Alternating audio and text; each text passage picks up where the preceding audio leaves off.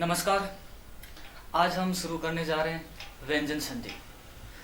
स्वर संधि समाप्त होने के बाद आज हमारे जो संधि की टॉपिका होगा वो होगी व्यंजन संधि। आपकी जो व्यंजन संधि है इसकी परिभाषा हमने पहले वीडियो में संधि के वीडियो में दी थी। इसके बाद में इसमें थोड़ा सा व्यंजन शब्द को लेके चर्चा कर लेते हैं कि जो व्यंजन शब्द है पूछ लिया जाए कि व्यंजन शब्द में कौन सी संधि है। अगर सिर्फ और सिर्फ व्यंजन शब्द की बात की जाए तो ध्यान रखें व्यंजन शब्द में अयादि संधि होती है और इसका जो संधि विच्छेद होता है वो होता है वी प्लस अंजन। जैसे हमने चर्चा की थी पिछले अध्यायों में, तो व्यंजन का संधि विच्छेद होता है वी प्लस अंजन। यहाँ जो अंजन शब्द है, अंजन का अर्थ होता है कालिक, या अंजन जो पर्यायवाची होता है वो होता है काजल का। अंजन पर्यायवाची किसका होता है? काजल का। तो यहाँ कालिक, कालिक का मतलब होता है काजल की तरह कालापन। तो इस संधि के इस शब्द में इस काजल और कालापन से क्या अर्थ होता है? इसका अर्थ ये होता है कि इस संधि में विशिष्ट रूप से कालिक होता है, विशिष्ट रूप से दोष होते हैं। ये ध्यान रखें, सबसे ज्यादा जो अपवाद बनते हैं वो इसी संधि में बनते हैं, इसलिए इसका नाम क्या रखा गया? व्यंजन संधि। तो अंजन, अकेला अंजन जो शब्द होता है उसका अर्थ काजल का पर्याय होता है, लेकिन वी प्लस अंजन करके काजल से इसका संदर्भ लिया जाता है कालिक या कालेपन से या दोष से। ठीक है, तो व्यंजन शब्द से हम अर्थ लेते हैं तो व्यंजन शब्द में कौन सी संधि होती है? तो वहां पे कौन सी संधि होती है? यण संधि होती है। अब व्यंजन संधि की जो परिभाषा हमने पढ़ी, व्यंजन का मेल व्यंजन से या व्यंजन का मेल स्वर से या स्वर का मेल व्यंजन से हो, वहां सदैव कौन सी संधि होती है? व्यंजन संधि। अब व्यंजन संधि में आपके जो नियम है वो नियम मैं आपको यहाँ लिखवाऊंगा, लेकिन नियम के बाद में मैं इस तरह से बताऊंगा कि आपको कभी भी नियम को देखने की जरूरत नहीं पड़ेगी, यानी बिना नियम के हम संधि सीखने जा रहे हैं। तो देखो एक बार इसको विस्तार से जितना हो सके उतना मैं आपको समझा रहा हूँ। व्यंजन संधि की अगर हम बात करें तो दो जो नियम होते हैं व्यंजन संधि के वो अनुस्वार से संबंधित होते हैं। अनुस्वार का मतलब हम अधिकतर देखते हैं कोई भी शब्द हो उस शब्द के ऊपर ये जो बिंदी लगी होती है और उस शब्द का संधि विच्छेद किस तरह से किया जाता है, बस। बाकी नियम का कोई ज्यादा महत्व नहीं रहेगा। तो देखो इसके ऊपर जो बिंदी लगी रहती है या जो अनुस्वार लगा रहता है, इससे संबंधित व्यंजन संधि में दो नियम होते हैं। धीरे धीरे इन दोनों नियमों का एक ही नियम होता जा रहा है। कई किताबों में इनके दो नियम दिए गए, कई किताबों में इसका एक ही नियम, अधिकतर किताबों में दो नियम। तो देखो पहला नियम कहता है कि यदि प्लस के चिन्ह के इधर मैं हो, मैं का मतलब आधा मैं, हलंत व्यंजन संधि होगी तो इधर वाला वर्ण हलंत रहेगा, मैं, और इसके बाद में कोई भी स्पर्श व्यंजन हो तो संधि करते समय स्पर्श का पांचवा या अनुस्वार हो जाता है। इसी का दूसरा नियम होता है मैं और मैं के आगे तुरंत अंतस्थ उसमें या संयुक्त अक्षर हो तो मैं का अनुस्वार हो जाता है। आगे लिखा अर्थार्थ। अर्थार्थ का मतलब इसको और स्पष्ट रूप से समझा देता हूं कि यहाँ जैसे मैंने मैं लिख दिया, किसी भी शब्द में मैं लिख दिया, मैं के बाद में कोई भी स्पर्श व्यंजन हो। स्पर्श व्यंजन का मतलब होता है कै से लेकर मैं तक का वर्ण। स्पर्श व्यंजन का मतलब क्या होता है? कै से लेकर मैं तक के वर्ण। तो कोई भी कै से लेकर मैं तक का वर्ण हो तो संधि करते समय स्पर्श का पांचवा हो जाता है। जैसे हमने नाम लिखा है कि सम प्लस कर, यहां इधर प्लस के चिन्ह के इधर मैं है, मैं के बाद में जो कै आया वो स्पर्श व्यंजनों में है, कै से लेकर मैं तक, तो पहला ही कै आया। तो संधि करते समय स्पर्श व्यंजन जो आया, ये जो कै है, कै का पांचवा क्या होता है? वो मैं के स्थान पर होगा।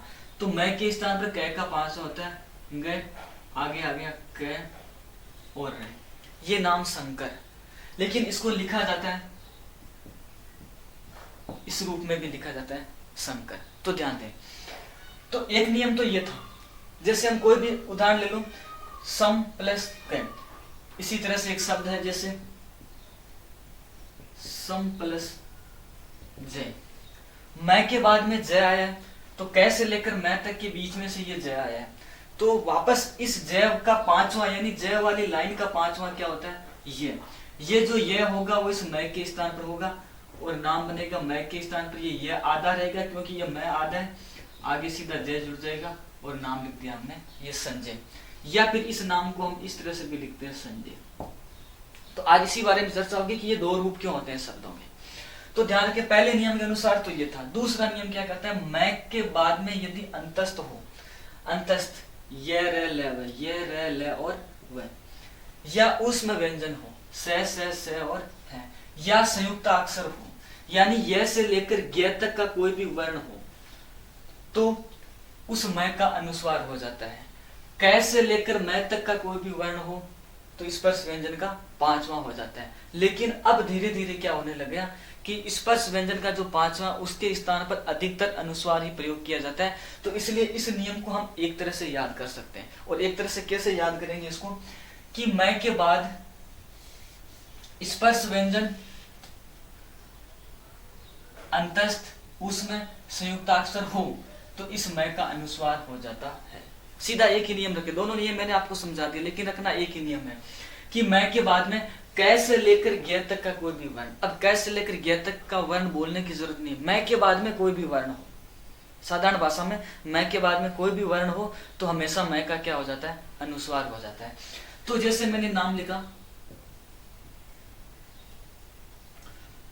स्वयं प्लस वर, तो स्वयं मैं है, मैं के बाद में अंतस्थ है, यह, तो इस मैं का क्या हो जाएगा, अनुस्वार हो जाएगा इधर, और बाकी पूरा का पूरा शब्द इसी तरह से लिख देंगे और नाम हो जाएगा स्वयंवर।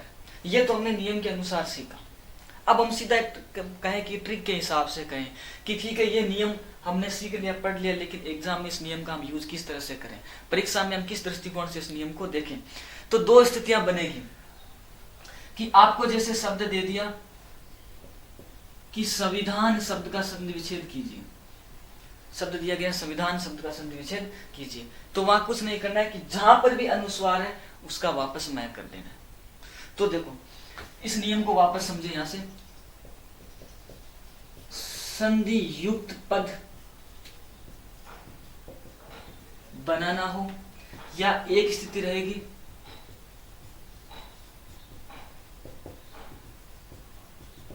संधि विच्छेद करना हो, दो स्थितियां बनेगी। तो यदि संधि युक्त पद बनाना है, संधि विच्छेद किया हुआ है, तो प्लस के चिन्ह के इधर आपको मिलेगा मैं, उसका वापस क्या कर देंगे आप, अनुस्वार। संधि विच्छेद करना है, जैसे मान लीजिए शब्द आ गया आपके सामने संशोधन, इधर आपके सामने शब्द आ गया चीरम प्लस जीवी। संधि युक्त पद बनाना है तो मैं के बाद में कोई भी वर्ण आ जाए इस मैं का अनुस्वार कर देना है और इस रह के ऊपर चला जाएगा, आगे वाला नाम है जैसे लिख देंगे चिरंजीवी। इसके बाद में इसका संधि विच्छेद करना है, सह के ऊपर जो अनुस्वार है अनुस्वार का वापस मैं कर देना है, आगे वाला शब्द है जैसे लिख देना, तो नाम क्या हो गया, सम प्लस शोधन। अब आपके इस नियम में कोई ज्यादा कठिनाई नहीं। जैसे मैंने नाम लिख दिया संक्षेप शब्द का संधि विच्छेद कीजिए, जहां पर भी ऊपर बिंदु लगा हुआ उसका नीचे मैं कर दीजिए, बाकी आगे वाला वर्ण है जैसे लिख दीजिए, तो आप इसका विच्छेद करेंगे सम प्लस सेप। क्योंकि पांचवा जो वर्ण अनुस्वार होता है, विकल्प से मैंने बताया कि ये पांचवा वर्ण होता था, इसके धीरे धीरे प्रचलन कम होने लगे, अब ज्यादातर क्या होता है, अनुस्वार का ही प्रयोग किया जाता है। तो ध्यान रखें, इस नियम को आप लिखें किस तरह से कि मैं के बाद में कोई भी वर्ण हो तो मैं का अनुस्वार हो जाता है। इस मैं के बाद में कोई भी वर्ण हो तो मैं का क्या हो जाता है, अनुस्वार हो जाता है। इस मैं को, इस नियम को आप उल्टा सोच लो, अगर दिए हुए शब्द में अनुस्वार हो तो संधि विच्छेद करते समय अनुस्वार का क्या हो जाता है, मैं हो जाता है। हाँ, जो दो नियम थे वो अलग अलग मैंने आपको बता दिए। इसके अलावा कई शब्द हैं, आपको कह दिया कि संतोष, संसार, संतान, संकट, इन शब्दों का संधि विच्छेद कीजिए। संतोष अनुस्वार है, सम प्लस तोष। संसार अनुस्वार है, सम प्लस सार। संतान सम प्लस तान। संकट सम प्लस कट। अब इस नियम के अनुसार पंचमा अक्षर करें, यदि स्पर्श व्यंजन के हिसाब से करें तो तय वाली लाइन का पांचवा न होता है, तो इस हिसाब से इसको संतान ऐसे भी लिख सकते हैं। इसी तरह से इस संकट को इस तरह से भी लिख सकते हैं, लेकिन ये रूप प्रचलन में बहुत कम रहते हैं। संतोष को हम इस तरह से भी लिख सकते हैं, संसार को हम इस तरह से नहीं लिख सकते। तो कहने का मतलब नियम एक, मैं के बाद में कोई भी वर्ण हो तो मैं का अनुस्वार हो जाता है। नियम को वापस उल्टो, कोई भी शब्द में अगर अनुस्वार लगाओ तो संधि विच्छेद करते समय अनुस्वार का मैं हो जाता है। आपको मैं 5-7 उदाहरण इसके करवा देता हूँ, फिर इसको आप नियम को लिख सकते हैं। इस नियम को आप वापस यहाँ से शुरुआत करें, कोई भी वर्ण हो तो मैं का अनुस्वार हो जाता है। इसको वापस उल्टा लिखें, जिस शब्द पर अनुस्वार हो उसे संधि विच्छेद करते समय अनुस्वार का मैं हो जाता है। बस इतना सा नियम है, लेकिन जैसे मैंने बताया अलग अलग तरह से लिखा गया, कई व्याकरणिक भाषा का प्रयोग किया गया तो समझने में कठिनाई आती है, बाकी इन शब्दों में समझने में कहीं भी कठिनाई नहीं आएगी। जैसे एक शब्द आपको जैसे 5-7 शब्द में एक बार करवा देता हूं, तो आप लिखो, जैसे एक नाम आ गया तीर्थम पलस्कर,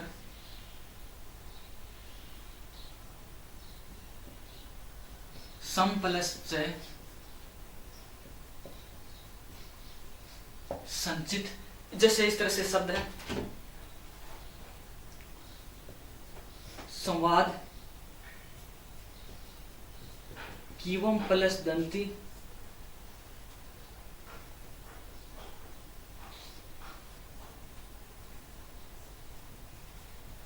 सम प्लस भव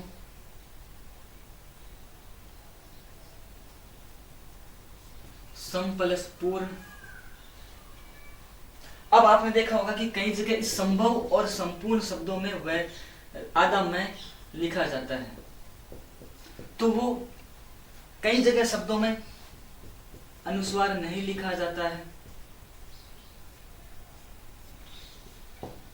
सीधा अनुस्वार। संभव ये भी लिखा जाता है और ये भी लिखा जाता है, संपूर्ण ये भी लिखा जाता है और ये भी, क्योंकि इनको दोनों तरह से लिखा जाता है। यदि भय का जो 5वां अक्षर होता है वो मैं होता है, तो इस मैं के स्थान पर वापस वही मैं आएगा। इसी तरह संपूर्ण में जो प आता है उसकी लाइन का 5वां वर्ण भी मैं ही होता है, तो ये रूप भी इनका सही होता है और ये रूप भी अनुस्वार लगाने का प्रचलन भी है। जैसे मैंने बताया, दोनों नियमों को एक करके भी देख सकते हैं, दोनों को अलग अलग रूपों में भी देख सकते हैं। तो तीर्थम प्लस क, ये जो मैं का अनुस्वार आएगा वो क पे आएगा या मैं पे आएगा, तो सीधी सी सॉरी थ पे आएगा, तो ये मैं जो अनुस्वार है सीधा सीधा किस पे आएगा, थ पे आएगा। और ये नाम इस तरह से लिखा जाता है तीर्थंकर। अब शुद्ध अशुद्धि में जैसे पूछ लिया तीर्थंकर शब्द शुद्ध कौन सा है,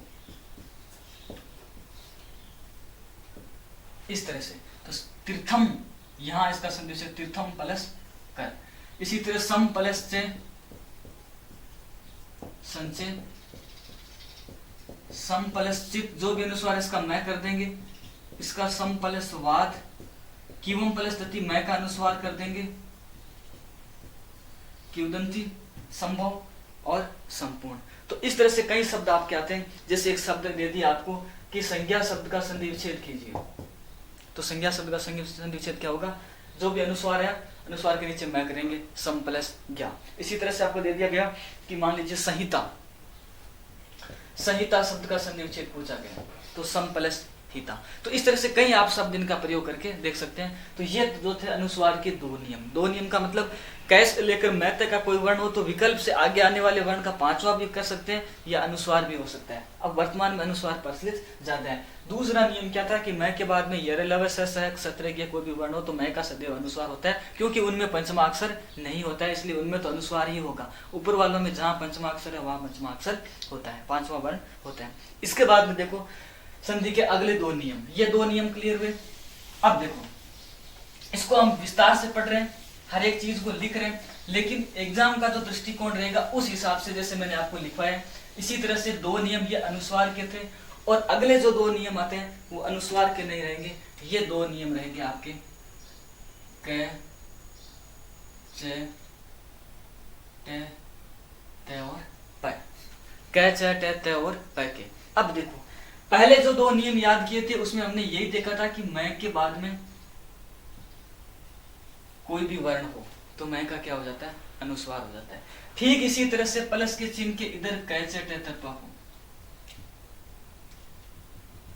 और उसके बाद में भी कोई भी वर्ण हो तो ये भी दो नियम बन जाएंगे। किस तरह से बनेंगे ध्यान देंगे। पहले इनको दोनों को अलग अलग देखना है, फिर दोनों को एक नियम बनाएंगे। तो देखो क च ट त प के दो नियम। पहला नियम क्या बनेगा, क च त प के बाद में सघोष हो। सघोष का मतलब रहेगा सॉरी सह गोस्त नहीं लिख सकते, कै चटतप के बाद में पंचमा अक्षर को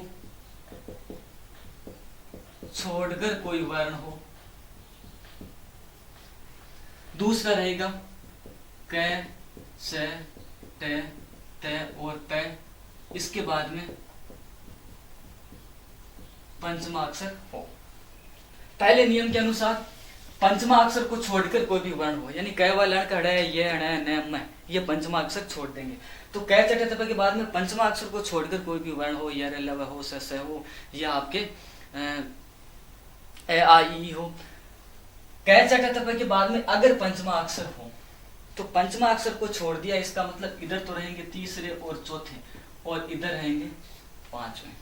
अब इसको क्या परिवर्तन होता है, यदि कै चटे तप के बाद में कोई भी पंचमा अक्षर को छोड़कर वर्ण आए तो ये कै च टे ते और पै ये अपने तीसरे रूप में बदल जाएंगे।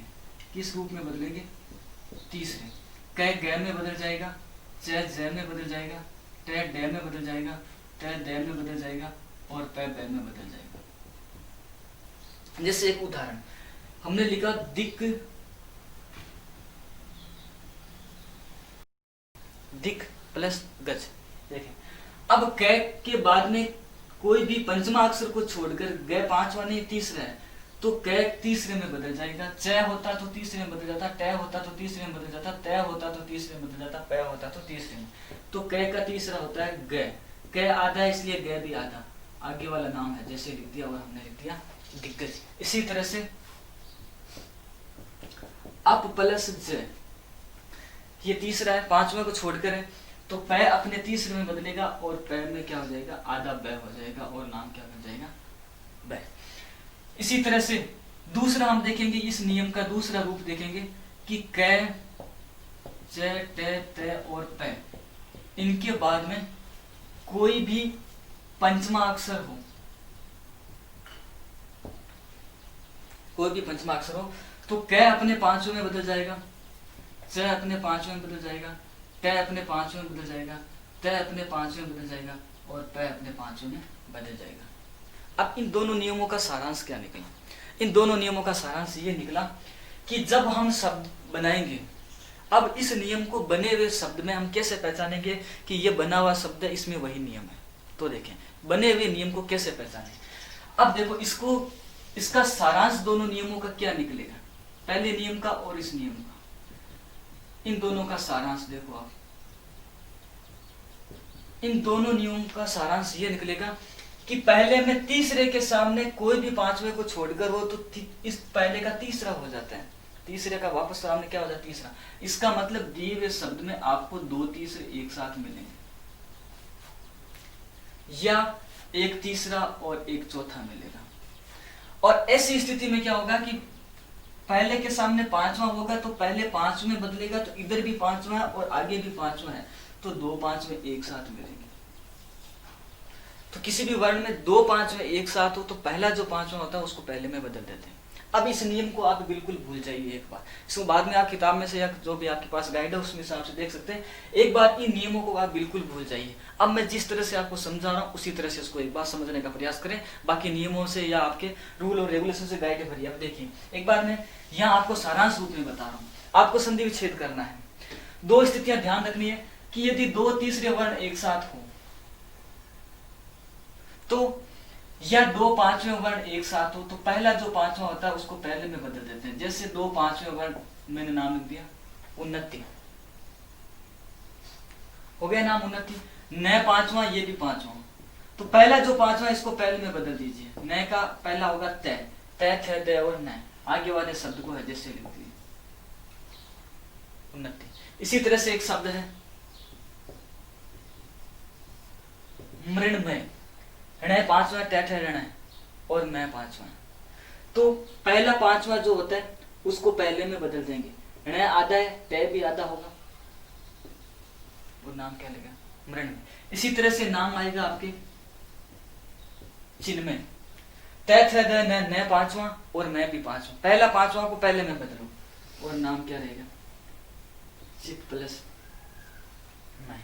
अब देखिए इस शब्द को हमने इस तरह से देखा कि दो पांचवे एक साथ हो तो पहले पांचवे को पहले में बदल देते हैं। दो तीसरे जैसे हमने नाम लिखा, एक नाम लिख सकते हैं आप जैसे जगन्नाथ, इस जगन्नाथ शब्द में दो पांचवे हैं, पहले पांचवे को पहले में बदल तो क्या बनेगा जय गय, इसको पहले में बदलेंगे तय प्लस नाम। तो ये एक बेसिक समझने का तरीका होता है कि हम शब्द को देखते ही कैसे उसका संधि विच्छेद करें। तो इस तरह से इस शब्द को नियम के अनुसार तो ये होता है, लेकिन इस शब्द को हमने देखते ही इस तरह से इसको किया। इसके बाद में कई उदाहरण। अब देखिए इस नियम में एक दिक्कत ये आएगी कि इसमें हमने ये लिखा है कि पंचमा अक्षर को छोड़कर कोई भी वर्ण हो। तो पंचमा अक्षर को छोड़कर का मतलब इसमें क से लेकर ग तक पंचमा अक्षर को छोड़कर तो इसमें स्वर भी आ जाते हैं, और वो जो स्वरों के उदाहरण है उनका आपको विशेष रूप से ध्यान रखना है। कैसे ध्यान रखना है कि जैसे एक उदाहरण आ गया स्वर का कि जगत प्लस ईस, जगत प्लस ईस। अब देखिए कोई भी वर्ण हो, पांचवा नहीं है, स्वर आ गया, तय का किसमें बदल जाएगा, तीसरे में बदल जाएगा, और नाम जय गय तय का दय होते ही ये ई मिलेगा और दय पूरा हो जाएगा, दी हो जाएगा, और नाम क्या मिलेगा, जगदीश। अब आपको यदि एग्जाम में क्वेश्चन पूछ लेते हैं कि हरीश, महीश, जगदीश और मुनीश, इनमें से कौन सा स्वर संधि का उदाहरण नहीं है, तो अब मिलते जुलते हैं हरीश, महीश, जगदीश और मुनीश। लेकिन आप ध्यान से देखें, हरि और ईश दो शब्द हैं, मुनि और ईश दो शब्द हैं, मही और ईश दो शब्द है, लेकिन जगदी और ईश नहीं है, जगत और ईश है। भले ही इसमें सारों में ईश की मात्रा आ रही है, लेकिन यहाँ जो ये शब्द है ये व्यंजन संधि का उदाहरण है। कैसे हुआ ये आप समझ गए। तो तीसरा वर्ण यहाँ जहाँ स्वर मिलता है वहां दो तीसरे एक साथ नहीं होंगे, क्योंकि जो तीसरा बनेगा वो स्वर में मिल जाएगा। तो वहां थोड़ी ये आपको उदाहरणों में सावधानी रखनी है जो स्वर के उदाहरण होते हैं। एक बार मैं इनको मिटाकर आपको 10 एक उदाहरण करवा देता हूँ, तो आपके ये 4 नियम यहाँ पे क्लियर हो जाते हैं। तो अब आप एक बार इनको परिभाषा में आपको लिखने की जरूरत नहीं है, जो मैंने आपको पीछे लिखवाया उसी हिसाब से कै चटे तपे के नियम रहेंगे। अब देखो इसमें आप 10 एक आप उदाहरण इसको क्लियर कर सकते हैं। पहले उदाहरण हमने पढ़ा अनुस्वार का नियम, क्लियर हुआ। अनुस्वार का नियम क्या था, कहीं पर भी अनुस्वार हो संधि विच्छेद करते समय अनुस्वार का मैं कर देते हैं, या संधि विच्छेद किए शब्द में मैं हो तो उसका अनुस्वार कर देते हैं। अब देखिए दूसरे नियम कै चटे तपे के नियम के हिसाब से क्या होगा, कै चटे तपे के बाद में 5वें अक्षर को छोड़कर कोई भी वर्ण हो तो कै चटे तपे अपने तीसरे वर्ण में बदल जाते हैं, या 5वां अक्षर हो तो वो अपने 5वें बदल जाते हैं, या दिए हुए शब्द में तीसरा दो तीसरे एक साथ हो तो पहले तीसरे को पहले में बदल देते हैं, या दो पांचवे एक साथ हो तो पहले पांचवे को पहले में बदल देते हैं, या स्वर के उदाहरण होते हैं तो वहां ऐसी स्थिति नहीं बनती है। तो देखें कै चटे तपे के नियम के अनुसार हम उदाहरण देख रहे हैं कि जैसे हमने एक नाम लिखा सट प्लस आनंद,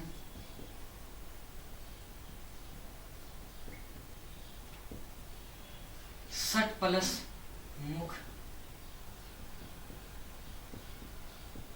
सट प्लस मातुर, और इसके बाद में आपके एक उदाहरण रहेगा दिक प्लस अंबर, एक उदाहरण रहेगा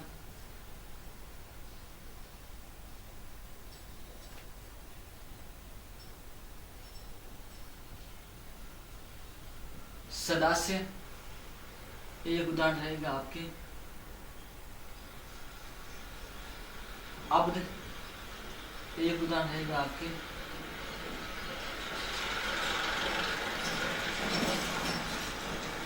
अच प्लस अंत, एक उदाहरण रहेगा आपके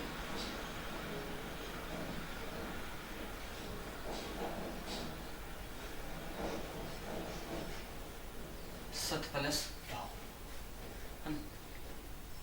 तो पहला उदाहरण सट प्लस आनंद। अब देखिए 5वां अक्षर किस किस के आगे है, इसमें 5वां नहीं है, यहाँ 5वां है, यहाँ 5वां है, बाकी इनको हम संधि, यहाँ आप देखेंगे किसी में भी 5वां नहीं है। तो जहां 5वां नहीं है वहां तो पहले का तीसरे में बदलना है। सट यहाँ 5वां नहीं है, टै को तीसरे में बदलेंगे, डै आधा रहेगा, लेकिन जैसे स्वर मिलेगा ये सडा इसी तरह से सट और मुख, ये मैं 5 में है तो तय 5 में बदलेगा, स मैं 5 में बदलते हैं और मुख। इसी तरह से स अणे, ये भी 5 में मातु। दिक प्लस अंबर, कै का 5वां नहीं है, कै का तीसरा क्या होगा, दिगंबर। सत प्लस आसे। अब यहाँ देखिए स्वर है दे, दे को एक बार पहले में बदल दीजिए, जैसे हमने पहले में बदला। अब तय के बाद में कोई भी वर्ण 5वां नहीं है तो तय का दय हो जाता है। अब यहाँ देखेंगे दय तीसरा, दय तीसरा, पहले तीसरे को पहले में बदलो, अब प्लस दय, अच प्लस एच, च के बाद में 5वां नहीं, कै चट तप में से च है तो इधर 5वां नहीं है तो च तीसरे में बदलेगा, ज आधा होगा लेकिन ए आते ही ज पूरा हो जाएगा और नाम बन जाएगा अजंत। आगे भी 5वां नहीं है, ये तीसरे में बदलेगा, सत प्लस भाव का क्या हो जाएगा, सदभाव। तो ये आपके इस तरह से 4 नियम हुए।